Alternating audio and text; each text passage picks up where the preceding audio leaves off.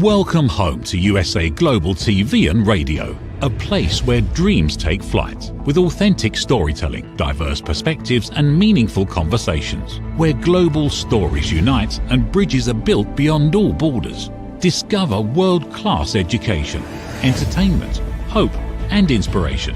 Together, we're building bridges worldwide. Subscribe to our channel, USA Global TV. Download our app, USA Global TV. Be our guest or join our team. Visit usaglobaltv.com. Thanks to our founder and executive producer, Dr. Jacqueline Kerbeck. Music score by Yeffy Tang from Cloud Road Music.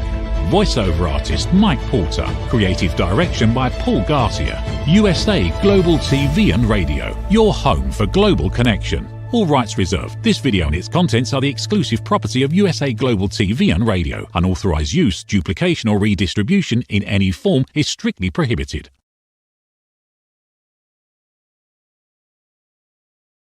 Howdy all, Red O'Loughlin here. Beginning today with the Corner Bookstore on the USA Global TV and Radio Network. And I'm honored to have a guest. We connected a week or two back on another show here on the USA Global TV and Radio Network called The Wise Ones. And we talked a lot about her literal empire of her profession. She's a singer-songwriter, and I'll introduce her in just a second. But today on the Corner Bookstore, just to kind of bring you up to date, we did a reunion show yesterday that lasted about 4 hours. We had over a dozen hosts and other parties on the USA Global TV and Radio Network. And we do this about every 6 months or so. Get a chance for people to come in and get their 15 minutes of the stuff that you don't know about Red O'Loughlin or whoever else. So yeah, I spent 31 years in the military. Some people know that, some don't. I flew for 16 years, got an invitation to Vietnam, got an invitation to Bosnia, all the little things that they invite you to that you can't say no to. Anyway, but to get to our show today and then to get on to our next ones, I have 3 hours back to back today. So the first hour is the Corner Bookstore, and we're going to learn a lot today about the singer, songwriter, book author, Glenda Benevides. Please join me. Hey. Hi, Hey, Glenda. Red. Good to see you again. It's just like a week or two ago we were. I know. Hey, it's fun to know about you because I actually I did a DoD USO a tour. Oh, wow. When did you do that? Oh gosh, it was like probably the 80s, late 80s or whatever. And I had the wonderful pleasure of going on the Midway. Oh, wow. Yeah. And and where did the Midway take you? Or were you just on the Midway for a night or two? Yeah, I was just on there for a dinner and a celebration for us to perform for the guys. Well, that's kind of neat because you had to land and take off of a carrier. That's something I've never done. Yeah, it was pretty cool. The whole tour was amazing. So it was and then I think we did what they call Westpac. Uh-huh. Yeah. So it was fun. It was really enlightening to just say the least. Well, I made it into Utapao, Thailand, I think the night before Bob Hope showed up. Oh wow, that's pretty special. Yeah, that was back during back during Vietnam War. Yeah. And I missed it. Some of the people who were there took some photos, and I got a chance to at least see a little bit of it. But they were so far up, you look like an ant down there in the bottom. Right. But I had to applaud people because you're putting yourself in danger. You're just flying. But you land on a carrier. That's a lot of danger. You're out there in the middle of nowhere. You never know what's going to happen. And if you end up going to like Vietnam or Thailand or some other Westpac opportunity, there's a lot that can happen. I mean, I've been there when the sirens go off and all the rest of that stuff, and you got to go find a place to hide and everything. It's not good for your psyche. It's not good for everything, but it gives you a new, fresh experience of what it takes to be organized and what it takes to protect our country. So, well, I remember one time walking back, and we have big revetments. I mean, these things are like a U-shaped area where you back the aircraft into it. And our aircraft are pretty tall. So these things must be about 40 feet tall, but they're to protect the aircraft in case of attack. And I think the squadron that was there before us did have some damage to one of their aircraft. But I can remember walking out there, and I'm walking out there. I have my boots on, and I'm almost, the water is 6, 8 inches tall, and you're sloughing over, and it's dark, and don't think much of it because by the time you land after 12 hours of flying, your boots are dry again because of the air conditioning. But then, yeah.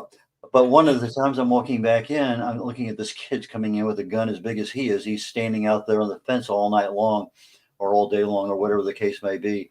And I'm thinking to myself, we had a bunch of brand new people join the squadron, and that was their whole purpose in life, was to provide some level of protection. But here you got an 18-year-old out there. I have no idea what training he has, but he's out there protecting us. And I remember one time watching the outdoor movie, and all of a sudden the sky lit up with paraflares, and you could hear the that along the river behind where we were at there at Cameron Bay. But it was not as interesting as Bosnia in some regards, in some other regards far more interesting. But But anyway, let's get to you, because that's the important part today. You have at least 3 books that I know of. Let's see here. You have Glenda Benevides' new book, Courage. Find the fire and ignite action in your life. Let's start with that one, Courage. Courage.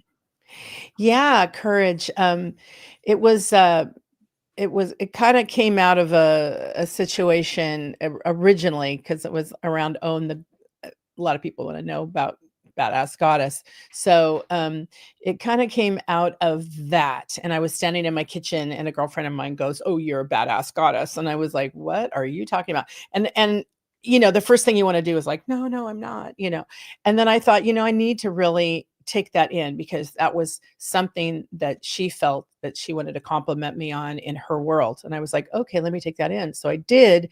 And I really looked at, how do I define badass? How would I really define that? And so I created an acronym out of it: beautiful, accessible, daring, abundant, right? So I created this whole positive thing around being a badass. And that's really how it started. And then I got down the road about a year or so, and then I really decided, I really kind of was looking at, a friend of mine was trying to write a book, and he'd been trying to write this book for like 10 years. And I'm like, 10 years? Oh my God. I thought, how hard could it be to write a book? And of course it depends on the book, obviously. But what I realized was, I thought, I sat back, I go, do I have any value, anything to share with people? And it really came up with like, well, let me try. And so I thought, okay, I'm going to write this book in 15 days. It's a challenge. So I'm going to do a chapter a day. So I did. I got it done, chapter a day. And then I really sat back. I had to sit with it, and I had to reread it. I had to rewrite it. And then, oh my goodness, 6 months has gone by, because I was, moving back and forth from Boston and that kind of thing. So a year later, it took about a year, because I had a wonderful editor come in and like really help me, like, let's really make this so it flows right. And then I published it, and that's really how it happened. And then it was really looking within. And at that point, I had been helping a lot of different friends. Like, they would say, well, what are you doing with this? And I don't understand. I'd complain. And I would like, well, have you thought about this? And so I took basically that. It's a journey of, the book is a journey of my time, not in the military, but it felt like it. My time in the music industry, and what it took to overcome all the trials and the tribulations, really, in that part of the industry. Because everyone thinks, oh, I'm a musician. Oh, I could sing. I could do this. And it's like, yeah, maybe. But when you're on a journey with that, you got to look at, am I clear about it? Am I clear about what I want? Do I have courage to do what I want? Do I have confidence? How do I get to confidence? And how do I get to commitment? And how do I get eventually to community? And so that's really what the book is about, how I did all those things. But when somebody else assigned you a name as a badass, That's what happens when, Navy pilots, fighter pilots, they're, Goose or Iceman or Viper or whatever. Somebody assigns that. They don't pick them themselves. That's the Right. community's opinion of who they are. Now, maybe just an abbreviation of your last name in some cases, because that's what people call you and that's what you become. Right. But it's not something that you pick yourself and you parade up there, because that's your internal thought. It's like, well, I know what my book cover should be, but it's not what everybody else wants it to be. And that's a problem that some of us authors have, is that we pick our book covers and it doesn't connect as well with the audience. But in your particular case, let's go on down that road, because when you talked about the clarity and knowing what you wanted to do, you brought up the other day of how do you get to be a Grammy nominated star? And I think it follows along the same pathway that we're talking right now, because when you mentioned that you were there and we said, well, how does that happen? And you said, well, I found out and then I did it. And so why don't we take a brief respite from the book and just talk about how did you become a Grammy nominated star? Because that's an interesting story. I think it fits in very, very nicely right now. Yeah. Yeah, it really does. We're on that trail right now, and it's kind of crazy because there's fires going on down there. We're like sitting on the edge of our seats. Are they going to cancel it? Are they da, da, da, da? And they just announced last week, or like 3 or 4 days ago, they announced that we are going ahead with Grammys. There will be a show, the whole 9 yards, but they're doing a benefits. They're now taking all that money and heading towards all the artists that are in dire need of some money right now. Anyway, so yeah, how do I explain it? At first, you really come from a place of like, I've been in the business for a long time and I need some accolades and I need to participate with some artists that are amazing, that that are really up to something, that are really, really wanting, are a top professional in their art form. And I want to play with those people. That sounds fun. That's how I grow. That's how I learn. And that's how you make really beautiful, poignant music. In my perception. So anyway, yeah, I just really wanted to be involved in that community and the community here in San Francisco, because that's where I'm at.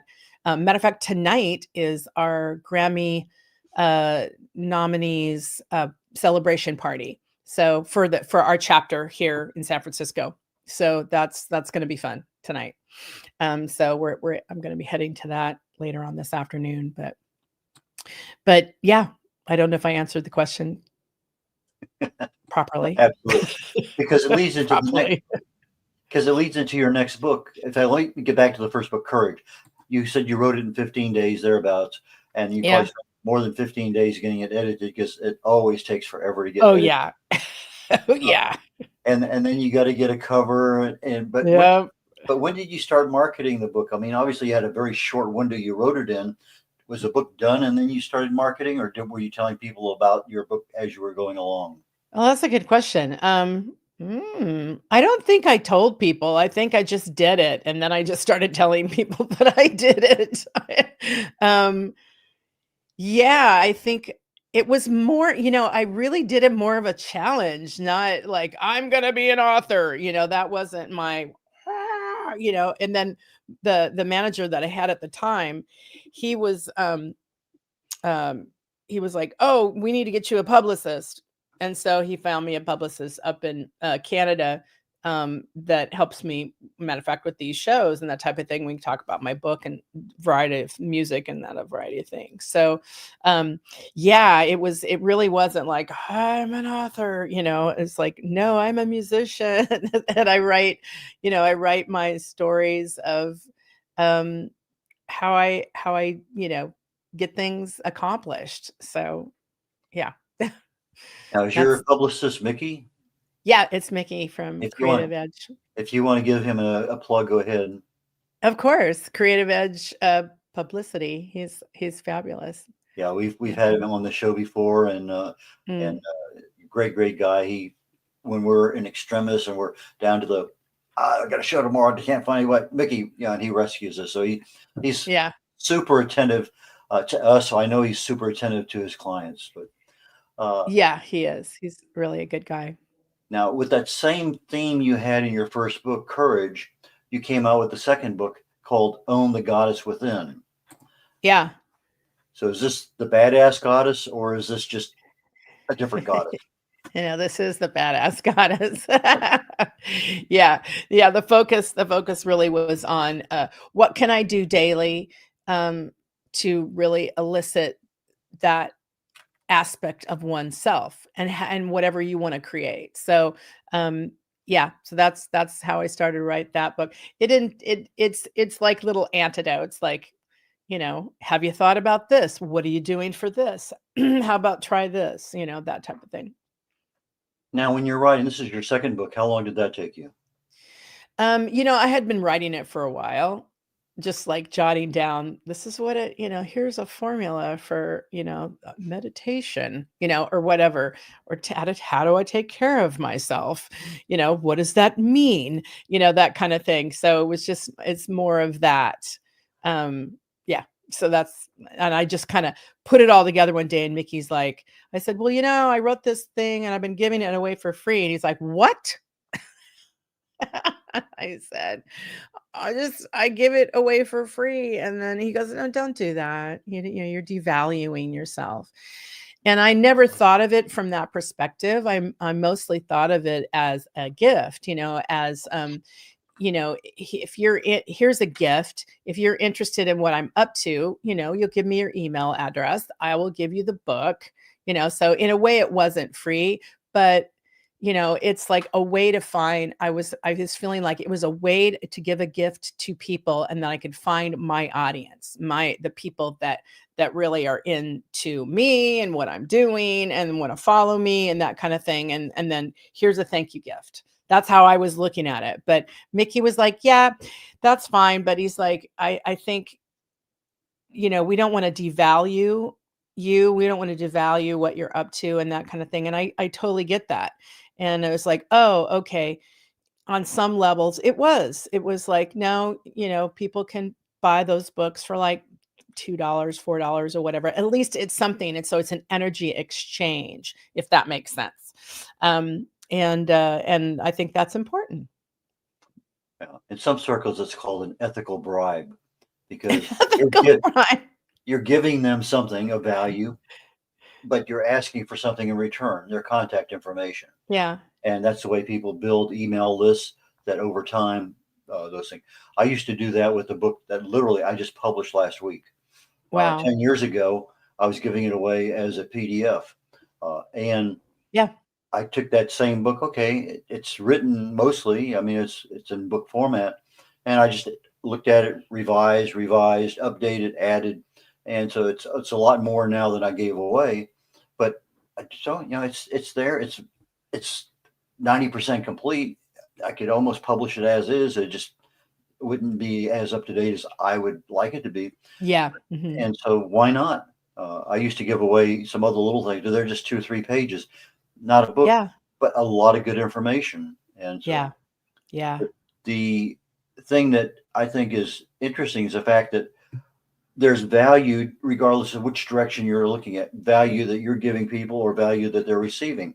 And if that value is at a certain level, people can give you, contact information because they want something from Glenda. And then you have something that you poured your heart and soul out into over time.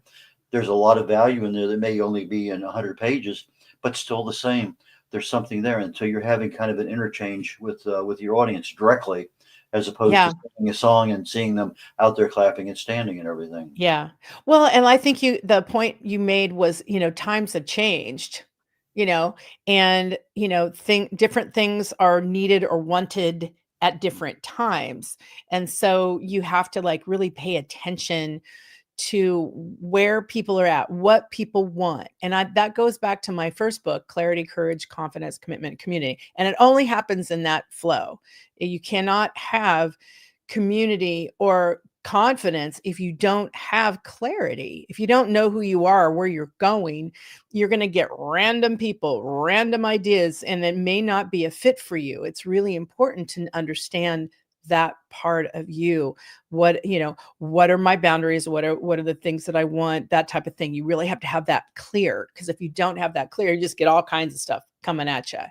So the same thing with the books and the marketing and stuff like that. And I think, things are changing, Red, and you have to just really look and see, where people are going. Like, what do they really want? So And things what's change over valuable. time, and things change over time too, Glenda, because what you started out doing is different than what you're doing today, and it's probably going to be different what you're doing 5 or 10 years from now. I started out and I was a speaker, then I wrote a book, and then I did something else, and then I did something else, and now I'm doing something else. But I still have vestiges of what I used to do because I Yeah. have a passion for them, and I don't want to just give them up. Yeah, exactly. And I think you add unto it. You know what I mean? It's not that what you did 10 years ago or 5 minutes ago is not valuable. It is valuable. And then you use it, you utilize it, and then you morph it into what's next. You take a little bit of clay off, you mold it a little bit better, you make it okay. It's more more Yeah. realistic, and you improve yourself and your product or your service. Now, Yes. the third Yes. book you did is The Soul on Fire: The Yeah. Power of Owning Your Full Self-Expression. Yeah. How did that evolve? That's an interesting title. Yeah, that kind of came into I was preparing to do a retreat. And the retreat is called Soul on Fire. And I put that book together as uh, what's the word? Compendium? No, I can't think of it. But it's to add to Soul on Fire workshop and retreat. Excuse me, not a workshop, but a retreat. So that's kind of how that started, and it's actually more. I can't even remember now. There's more pieces of inspiration. How do I step into being more inspired? How do I create that fire? How do I light that fire? So that's what Soul on Fire is about. I think Light That Fire is also the name of a song or something, if I remember Yes. right. Very, Yes. very nice song too, by the way. Jim Morrison. Come on, baby, light my fire. Yeah. I don't think a lot of people realize his dad was an admiral in the Navy. Uh, Yeah. and I was reading something recently about Val Kilmer uh, practicing that role for the movie, and he had spent Yeah. 6 months uh, singing his songs every day to a point that even Morrison could not tell the difference between him singing a song and Val Kilmer singing the song. Yeah. It was that Oh, close. I believe it. That's what I thought too. When I heard, I was like, "Oh my God, he sounds just like Jim Morrison." I was like, "Whoa!" And he looks like him. Oh my God, it was But amazing. when you become a professional, you do the things that have to be done for Mm, you to be that person that you're portraying. mhm, I use an example I may have used on the show the other day about a mm, plumber that I had at my house, and he was putting in a garbage disposal. And mm, one of the hard parts about putting one in is a little lock ring thing that goes in there. And we were just talking. He says, "Yeah, I spent a couple nights for about 2 or 3 weeks, and that's all I did. I put the thing, take it out, put it in, take it out. I'd have it below my knees, I'd have right. it above my knees, and I said that's all I would do, so I could do it without even thinking, left-handed, right-handed. So when I put in one out, it's just boom, it goes in. I don't even think about it. But that's just a plumber. I mean, I had a plumber here this morning for a minor deal, and I was amazed. He didn't charge me anything.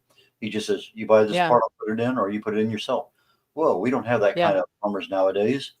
They make yeah. a call and charge. That's some old school way of being. I love it. I still have some people here in California, which is unusual, that will do things like that. They just come over and just do it. Takes 2 minutes. Okay, but one of the paths that authors tend to go down is they write the book, and then they'll get a speaking opportunity. Hmm. But another path that we don't talk about very often is one that you chose, and that's retreats, where Yeah. Part of the retreat cost is you buy my book. Part of it is we study my book. But you leave here knowing what's in my book and knowing how to change your life.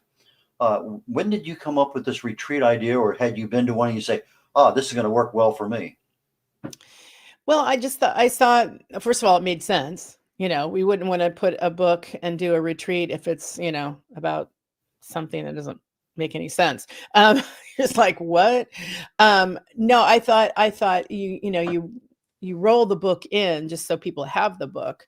That was one of the ideas. And it just allows, it's not like a step-by-step thing. Because I've changed it a little bit. So now it's a variety of people that are in the 3-day retreat, which creates more value, creates more insights, wisdom, self-expression. Like, it really creates that when you just don't have one person doing one thing with one book. You've got several people, everybody comes in, and it makes this beautiful, retreat, an experience of whatever you're trying to share with them. So, like, for us, excuse me, for me, it's around self-expression, leadership, compassion. How do you work that into clarity, confidence, commitment, and community? How do you work that in? How do we have that? How does that flow inside of me? What makes me unique? That type of thing. And not follow this rule and then you're going to be this. It's like, no, no, no, no, no. It's like, we're going to find out who you are, and we're going to do that through this 3-day retreat. Well, and at the end of the day, the end of the retreat, that's when I come in with my portion of it. And it's and what I call edutainment.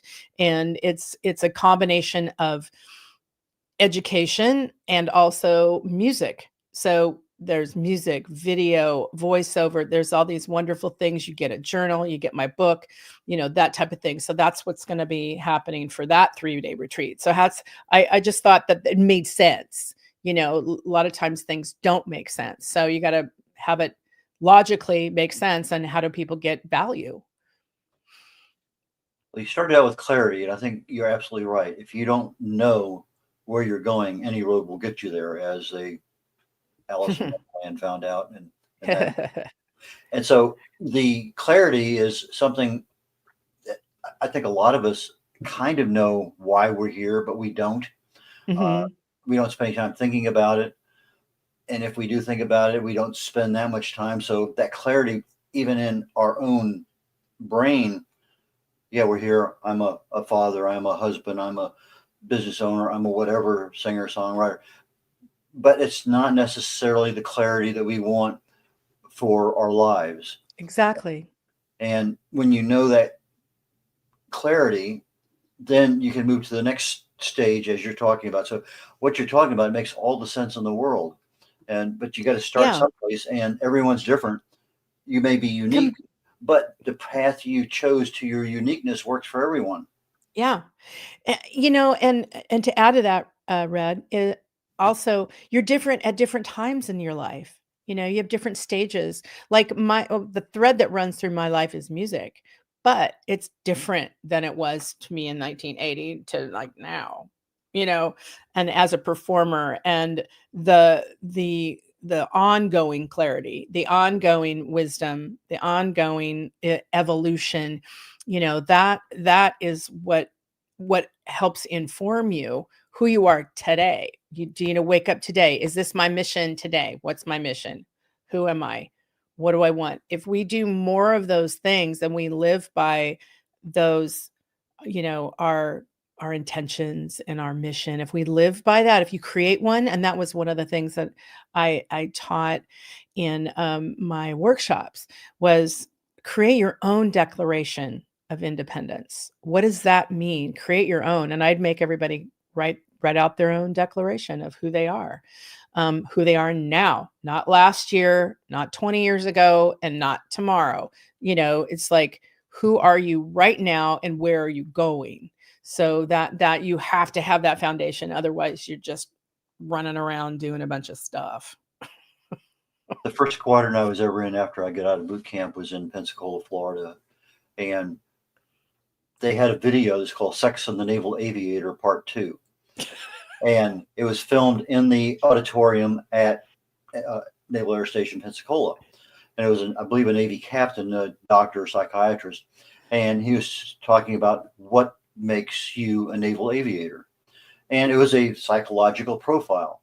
And he said, the first thing he says we're going to do is, I want everybody in here who is the oldest born male in the family to raise your hand. And literally almost every single hand went up. Oh, interesting. And he says, that's pretty impressive. He says, you're not going to find that in Army aviation. You're not going to find it in the Air Force, but in Navy you will. He says, what's even more amazing, fascinating, it says, of those of you who are married, how many of you are married to the oldest born female in the family? And almost all the same arms went up. And so in the different squadrons I was in, I would ask the question, are you the oldest born male married? And literally 90% were. Now, I'm the oldest of 9. My wife is the middle of 7, but the oldest born female. And there's a dynamic there that he talked about. And we also talked about, as you said a moment ago, missions. You have a mission today. But when you're an aviator, you have a mission. But that doesn't mean you can't abort that mission.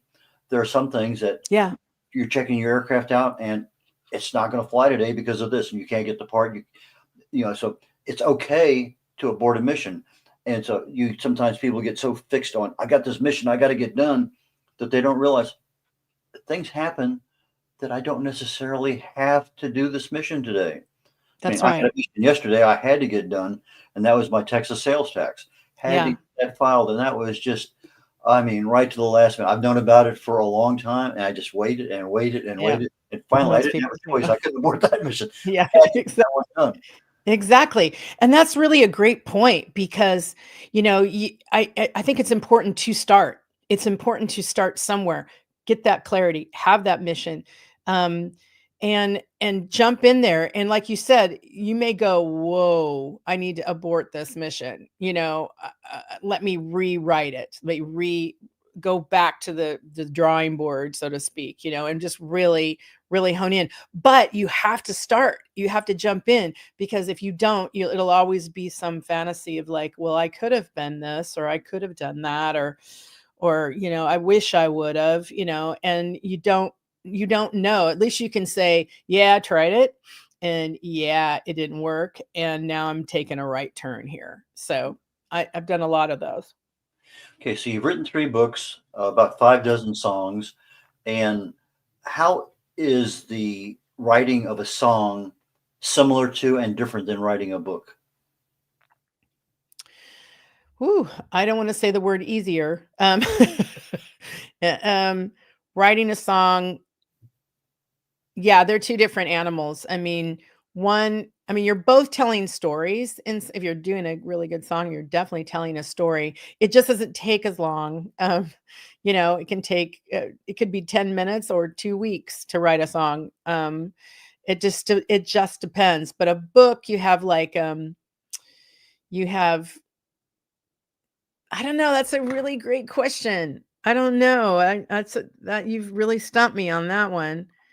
Well, your author hat on, and you're focused on the book, and it's a different process. Yeah, for sure. And I don't know whether you come up with the tune first and fill in the words, or you kind of find the words you want to talk about, and then the tune develops as you're doing it. But obviously, it's so much more difficult, I think, to write a novel where you have characters and plots and locations and as opposed to be writing about some aspect of health and wellness, versus writing a song that not only meets the criteria of a song, but is entertaining to other people, and somebody's willing to pay money to see me do that or buy the song.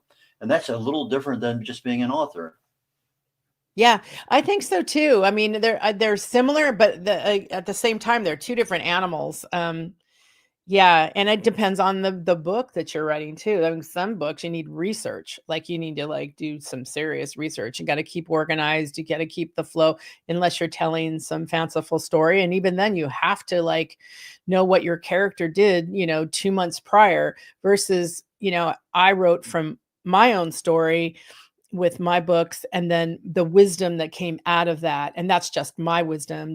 I tend to be a more practical person. So my wisdom is a little different, I think. But just anyway, take it for what it is. But writing songs, for me, I am trying to tell a story. I am trying to make a point usually.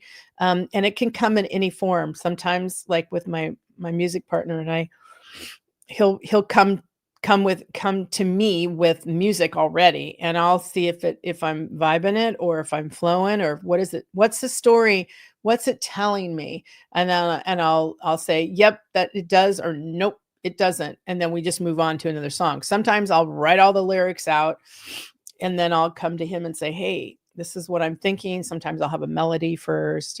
It's a variety of things.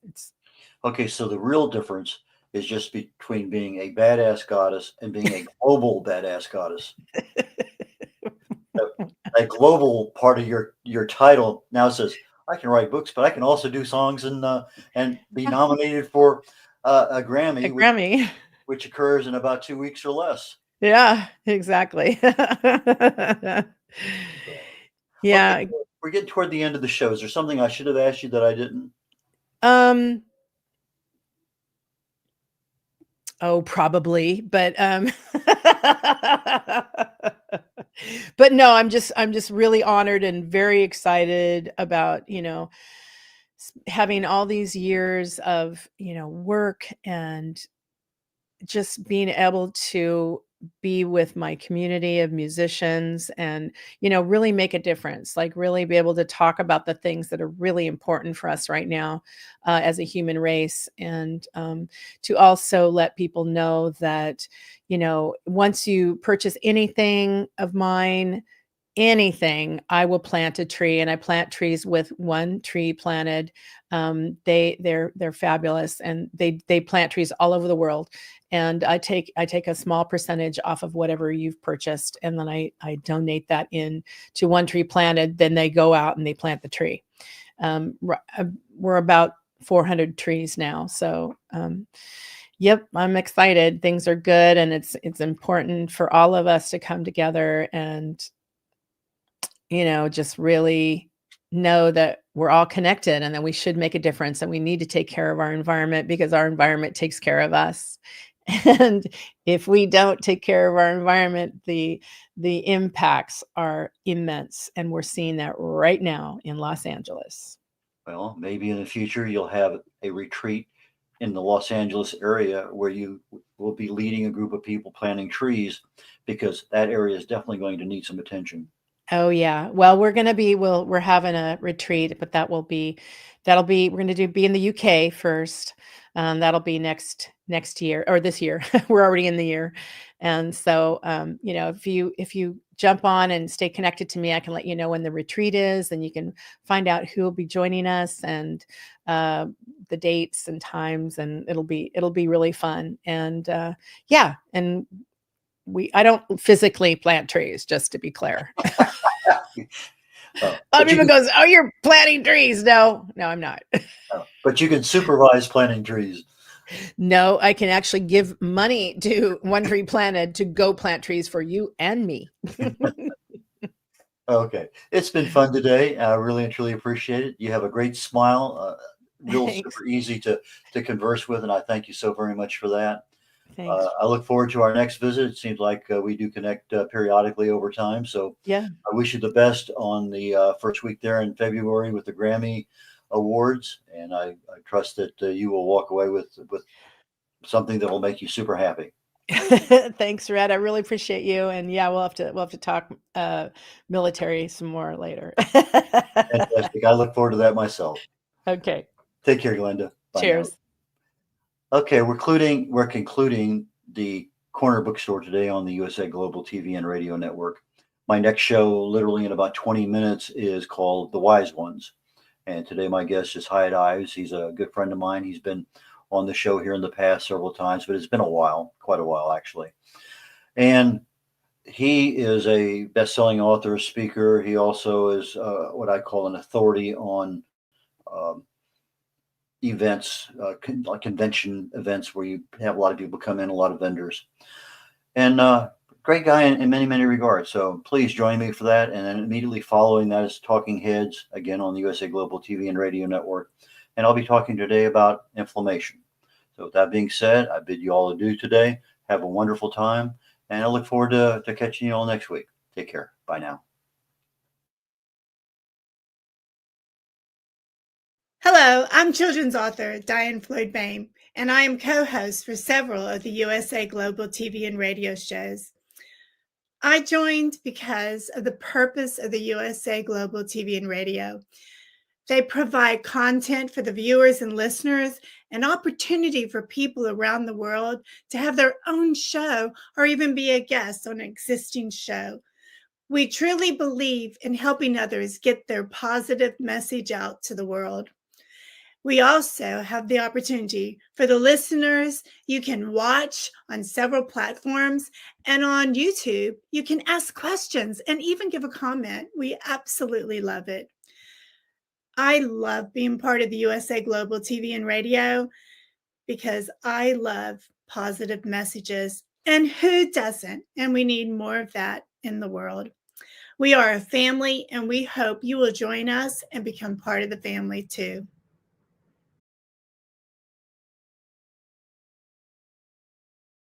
USA Global TV and Radio proudly presents our partner and sponsor, Mr. Philip Sykes and the British School of Excellence. Building confidence, changing lives. And now, proudly presenting the Polished Professional. On a transformative journey with the British School of Excellence's comprehensive suite of masterclasses, crafted to elevate your professional and personal life.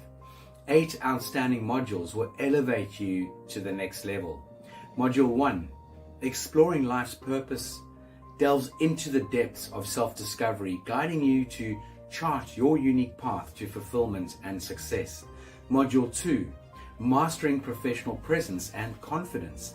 This masterclass is a deep dive into the art of self-assurance and commanding presence, which is essential for standing out in today's competitive landscape. Module 3, Learn the secrets of visual impact, how to curate a personal style that amplifies your professional brand. Module 4, Mastering Professional Etiquette and Communication Excellence, navigating the nuances of corporate interaction with grace and tact. Module 5, Elegance in Eloquence. We impart powerful techniques to captivate and persuade any audience with your oratory skills. Module 6, Unlock the potential of your emotional intelligence, EQ, and harness the ability to connect, empathize, and lead with emotional savvy. Module 7, Mastering DISC, building a gateway to understanding behavioral styles, fostering better personal and professional relationships. Module 8, Mastery in Dining Etiquette, building your confidence to perfect the subtleties of dining with finesse, enhancing your social savviness at any table. Step into the Polished Professional program where poise, elegance, and excellence aren't just taught, they're instilled for life. Join us to redefine your potential and polish your professional edge. To learn more, go to thebritishschoolofexcellence.com. The British School of Excellence are investors in people. Let us invest in you. In a world full of noise, misunderstandings, and interruptions, master the art of listening with Dr. Jacqueline Kerbeck. Dr. Jacqueline Kerbeck is the listening mentor of USA Global TV and Radio and the Amazon #1 best-selling author of Mastering the Power of Elevated Listening. Elevate your listening. Elevate your life.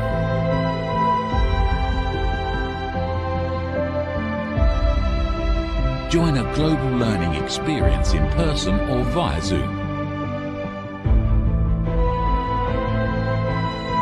Reserve your spot today. usaglobaltv.com/book-your-session. or drjacqueline.thinkific.com. Join Dr. Kerbeck's listening courses or hire her to unlock deeper connections and authentic conversations.